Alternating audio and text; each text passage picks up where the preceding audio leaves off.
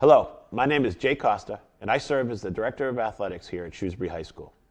This presentation is to welcome the class of 2025 and any other new athlete entering Shrewsbury High School.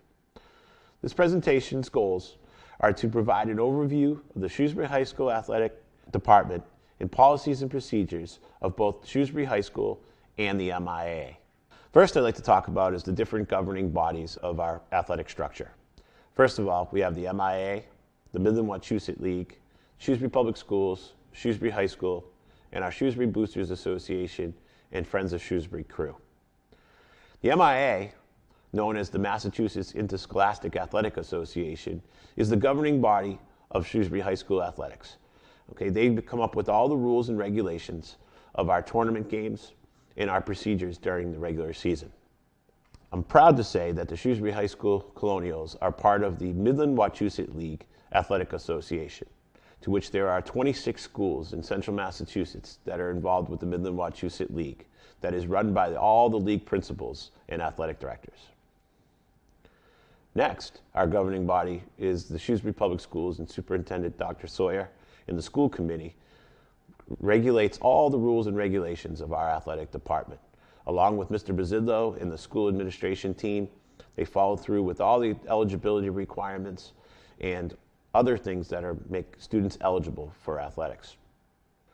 Finally, the group that I can't say enough about and gives us all the necessary tools that we need to be successful is both the Shrewsbury Athletic Booster Club and also our Friends of Shrewsbury crew. These two great organizations of parent volunteers, alumni, and athletes help support the needs and financial commitments to the athletic program. I'm very excited to say, as a result of our Booster Club, we were able to get our new athletic facility here out back, which is known as David J. Adams Field at Central Federal Credit Union Stadium. Now I'd like to talk about the athletic department information and policies. First thing I'd like to talk about is our athletic department values. We value hard work, dedication and commitment, teamwork, time management, self-advocating, leadership, and most importantly, colonial pride. All these characteristics and values of our program is what has made us successful over the years. And as you embark into your athletic career, we hope that you take these values very seriously. Sports that we offer are on your screen. In the fall, we have a variety of different sports. We continue into our winter season and then also into our spring season. During COVID, it was a unique year where we had 4 different seasons and things were shifted around. But for this year, back for fall of 2021 and 22, we will be going back to our normal regular seasons, and these are the sports that are offered with the different levels that are available. So you ask, how does one learn how to become involved with these programs? Well, first you got to register within the Power School, it's the parent portal of Power School. Each family will sign up clicking on the button that they choose, the sport they choose with the one button signature. Parents will also ask to go into the Colonial ID form where they'll fill out all their insurance information. In order to play athletics at the high school, you have to have a physical exam that's within 13 months of the start of the season. So for example, our football team will be practicing on August 20th. Therefore, they need to have a physical by July 20th of 2020. So any questions with that, feel free to ask me. Athletic fees. We do require that athletes pay an athletic fee of $325 per sport with a maximum of $975 per family per school year. If a student receives free or reduced lunch, the payment is $50 per sport with a family cap of $150. These payments will be due after the teams are selected after tryouts. Please understand that each sports season, myself or someone from the school will be contacting you about your athletic fees. Failure to pay will result in removal of the team, and there will also be a $50 late fee. Please be aware, though, athletic fees do not cover some of the equipment needed to play in certain sports. For example, field hockey, you need to provide your own stick and shoes and required goggle wear. Please understand this, too, that athletic fees do not bear playing time. a decision to be made for when athletic fees, if a student decides that they do not want to play a sport, needs to be decided in the fall season by September 3rd, 2021, for the winter season by December 10th, 2021, and spring season by April 1st, 2022. If a student is dismissed from the team for any disciplinary reasons, there will be no refunds for the athletic fee. Now I'd like to talk about the different expectations of our program. Similar to our values, we require that all our students dedicate and commit themselves to their athletic teams. They work hard. They take personal responsibility for their actions, whether it is a good action or a bad action. Time management. A great opportunity right now in high school athletics is learning to manage time. Managing the schoolwork, extracurricular activities, athletics, or outside organizations is a great expectation of our student athletes. We want them to become independent thinkers. We want them to work as a team. There's no I in team. And most importantly, we want them to have respect. Now I'm going to talk about the different policies that are out there. For example, we're going to talk about athletic eligibility, attendance, transportation, and so forth. In order to participate at the high school level, athletes must understand the concept that it is a privilege to represent your school and community by participating on a sports team. It's not your right.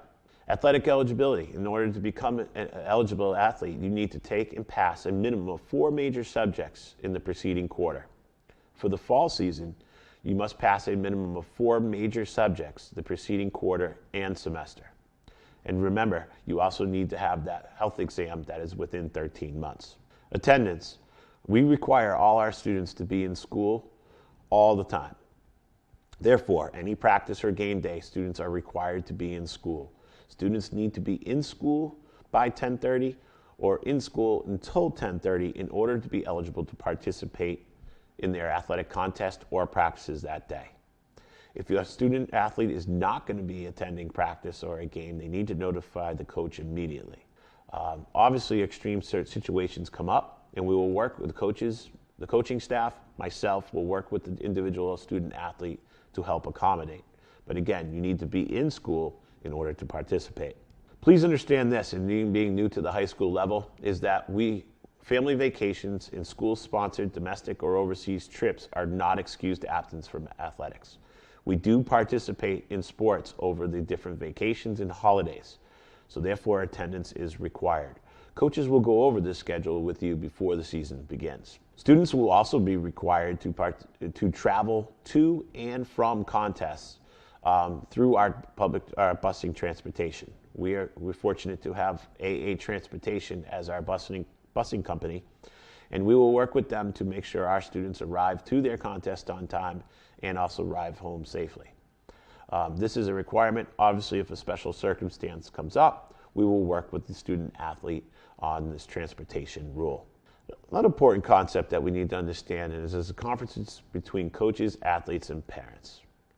So sometimes there are situations where we have in athletics where a coach and athlete and parent need to meet. These are encouraged, but it is important that all parties mentioned in this presentation have an understanding and a clear understanding of their positions. So these conferences are necessary to make sure that all 3 individuals are involved: the coach, the parent, and the athlete. What's appropriate to talk to coaches about? Well, the treatment of the student athlete mentally and physically, ways to help the student athlete improve, concerns about your student athlete's behavior. As we know, coaches spend a lot of time with our student athletes. Therefore, it's very important that we communicate with each other to talk about different circumstances that could be going on in the student athlete's life so that we can help prepare them for any situations that may come about. What's not really appropriate to talk to our coaches about is playing time, team strategy, play calling, and especially we don't talk about other student athletes. These are conversations that we will not allow during these conferences between the coach, the parent, and the athletes. So what are our steps to have these meetings? First of all, we highly recommend that the student athlete goes to the coach directly first. A lot of times that conversation could happen. The dialogue there would make the situation a little bit better. If the student athlete is not comfortable with the conversation that happened with the coach, then I would ask that the parent become involved. Please do not confront a coach before or after a game. And I also recommend that we give it about 24 hours after a situation may have occurred for coaches and athletes and parents to discuss. A lot of times what happens there is people get a little more level-headed after a time away from each other and be able to gather all their thoughts. If after those first two steps have happened and we're not satisfied, then myself will become involved with the same group of people, the coach, the parent, the athlete, and myself. And then finally, if there's something that hasn't been resolved at that point, we recommend that you make a meeting with Mr. Bazzillo, our principal. Well, I can tell you the communication that you will get from our coaching staff is the philosophy of our coaches and also our athletic department, expectations of our athletes for each team, the location of practices and contests, the requirements for that particular sport and what athletes will need to do and what parents will need to provide. Procedures on talking about if students are injured, and we'll talk a little bit later on that when I talk about Walter. In discipline, if there's any situation where we have to suspend an athlete, coaches will be in communication with the parents. At this time, I'm going to show you a slight video on often conversations that we see in athletics. While it may be a little bit funny, please listen to the points that are involved here. How did your game go last night? We won. But I didn't even get in the game. That's okay. You are only a sophomore and you are playing on varsity. So what? My coach sucks. Your coach has been coaching for 15 years, has won 3 state championships, and 5 conference titles. Your team is 17-3 this season. So what? My coach sucks. How can you say that? Because my dad, my girlfriend, and my AAU coach all tell me how good I am, and that I should play more. I'm telling you, my coach sucks. They just say that because they love you. They don't know basketball. My coach sucks. Have you talked with your coach and asked what you can do to earn more playing time? No, my coach sucks. Do you come in before practice to work on your game? No, my coach sucks. Do you practice as hard as you can all of the time? No, my coach sucks. Did you work hard during the off-season? Did you lift weights? Run sprints? Work on your ball handling and shooting? No, my coach sucks. You need to stop blaming your coach and hold yourself accountable. But my coach sucks. If you want to be the best player you can be, then your coach is the only person you should listen to. You suck. I hope while that video was funny, that you felt that there was some important concepts there. Sometimes the philosophies of the coach and the parents or whoever outside of our program do not necessarily jive or coexist. So therefore, be careful what is being said at home so that the athlete feels more supported rather than being told what should be done and what not should be done. So with that being said, athletics should be fun, okay? Number one opportunity for us is we've got to make sure our student athletes are having fun in their sports. Now, we are fortunate over the years that we've had some athletes make it to the NCAA level or the college level. But here, this chart is a very, very realistic chart that 1% or 2% of all our high school athletes in the country make it to the college level. So therefore, granted, I want to see that all our kids get an opportunity to play at the college level or receive a scholarship. Please do understand the percentage and the odds of that happening are very slim. So therefore, have fun, work hard, and let things get to where they need to be at that next level. We will work hard to get our student athletes to the college level. However, we also going to be realistic on those expectations. This next video is a great video by Gino Ariyama. He's the head women's basketball coach at the University of Connecticut, who has won over 10 national championships. And in this video, he talks about athletes' body language. So please listen to his message. Enthusiastic kids is harder than it's ever been. Because every kid watches TV and they watch the NBA or they watch Major League Baseball or they watch the NFL, whatever sport they watch, WNBA, it doesn't matter. And what they see is people just being really cool. So they think that's how they're going to act. And they haven't even figured out which foot to use as a pivot foot, and they're going to act like they're really good players. You see it all the time. You see it at every AAU tournament. You see it every high school game. So recruiting kids that are like really upbeat and loving life and love the game and have this tremendous appreciation for when their teammates do something well, that's hard. That's hard. It's really hard. So on our team, me, my coaching staff, we put a huge premium on body language. And if your body language is bad, you will never get in the game. Ever. I don't care how good you are. If somebody says, well, you just benched Stewie for, 35 minutes in the Memphis game a couple years ago. Yeah, I did. Oh, that was to motivate her for the South Carolina game the following Monday. No, it wasn't. Stewie was acting like a 12-year-old. So I put her on the bench and said, sit there. It doesn't matter on our team. Now, the other coaches might say, well, you can do that because you got 3 other, All-Americans. I get that. I understand that. But I'd rather lose than watch kids play the way some kids play. I'd rather lose. And they're allowed to get away with just whatever. And they're always thinking about themselves. Me, me, me, me, me. I didn't score, so why should I be happy? I'm not getting enough minutes. Why should I be happy? That's the world that we live in today, unfortunately. And kids check the scoreboard sometimes because they're going to get yelled at by their parents if they don't score enough points.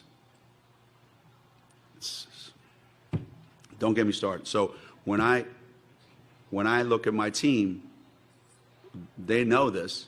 When I watch game film, I'm checking what's going on the bench. And if somebody's asleep over there, somebody doesn't care, somebody's not engaged in the game, they will never get in the game. Ever. And they know that. They know I'm not kidding. Coach Amiara's message is very simple.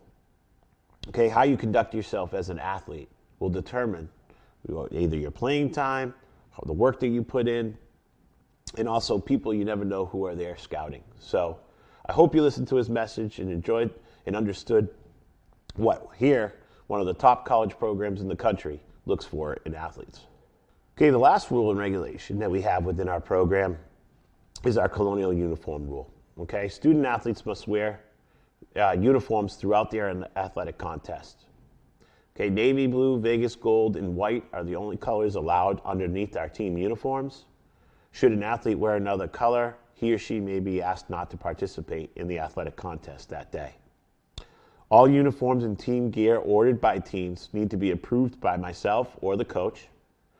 We do not allow dyeing of the hair, outrageous colors, or mohawks. And anything that would draw our attention to ourselves as an individual athlete is something that we kind of prohibit. Therefore, we look the same, we play the same, and we all work together to become representing our town and our school and our community. Next rules that I'm going to talk about here are the hazing rules and bullying rules. So the legal definition of hazing is any conduct or method of initiation into any student organization which willfully or recklessly endangers the physical or mental health of any student or other person. By no means do Shrewsbury High School condone or permit any type of hazing and bullying. And this also includes using cellular phones, different chat rooms, and any type of communication that offends or hurts someone. We will ask you to leave the team and not participate in our program. We do not tolerate this at all. Fan behavior. How we behave as fans is very, very important. Okay, whether we're representing our school on another team and supporting another team, or parents or community members within our program, we expect to keep ourselves at a high standard. Respect everyone involved with the game or the contest or whatever might be going on. Yelling at officials, unacceptable. Okay, keep things appropriate. Okay, swearing, yelling, saying derogatory comments towards anyone is unacceptable and you will be removed from the contest. Please understand this. Our program has, and I believe a lot of teams do this, captain's practices. Captain's practices are not sanctioned by Shrewsbury High School Athletic Program, and we have nothing to do with those, and coaches have nothing to do with captain's practices. These are student-run organized events outside the realm of our athletic department. This time, I'd like to talk about the MIAA rules and regulations. The MIAA Blue Book, eligibility rules in order to participate in athletics, which is no different than what we talked about here earlier, is that you have to pass a minimum of 4 major subjects, you have to have a physical exam prior to the tryouts, and you need to fill out the Colonial ID form. The bona fide team rule member is a bona fide team rule member of the school team, is a student who is regularly present for and actively participates in and all practices and competitions. Bona fide team members are precluded from missing a high school practice, competition, in order to participate and compete in an out-of-school team. So, for example, we do have a lot of student athletes that may be in one season and participating in a club sport. Please understand this, that high school practice or games take priority over everyone else. We do have a waiver process that we work with the MIAA on, allowing students to miss certain times. That will be worked out through my office and working with the parent and athlete and coach in order to make that work. We don't just go for waivers. It has to be a very special circumstance in order for us to go through the waiver process. Chemical health, okay? Drugs, alcohol, any illegal substance put into our bodies is a clear violation of the MIAA rules. And should a student be found after an investigation by myself and Mr. Bazzillo, our principal, in violation of the chemical health rule, each student will be suspended for 25% of the season. So, for example, when you see this chart, if you play 1 to 7 games, you'll be suspended 1 game. Most of our teams are in the 16 to 20 category, where 25% of your season is either 4 or 5 games during the season.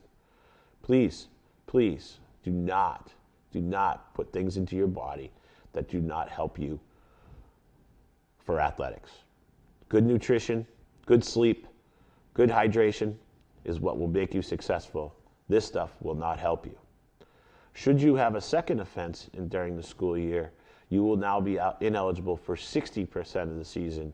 And on this grid on your screen, we'll show you the different contests that you will be out depending on how many games are scheduled during that season. For any other rules and regulations, please go to www.miaa.net, and they'll have further rules and regulations for specific sports and other stuff within the MIAA handbook. We are very fortunate at Shrewsbury High School to have an athletic trainer and team doctor. It is a great pleasure to have Walter Hildenbrand as our athletic trainer, who comes into school after school hours to work with our athletes, to diagnose our athletes and get them back playing as soon as possible. Congratulations to Walter, as Walter was voted the 2020-2021 Massachusetts State Athletic Trainer of the Year.